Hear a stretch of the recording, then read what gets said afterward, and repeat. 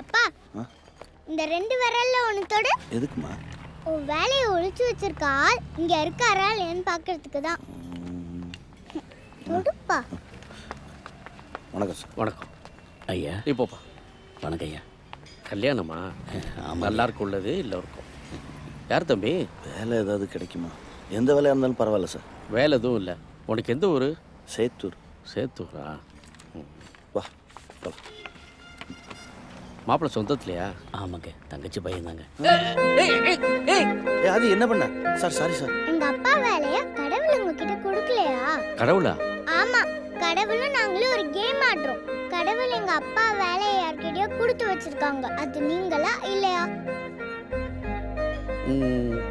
ஒரு 11 மணி வரைக்கும் வெயிட் பண்ணுங்க. அது நானா இல்லையான்னு சொல்கிறேன்.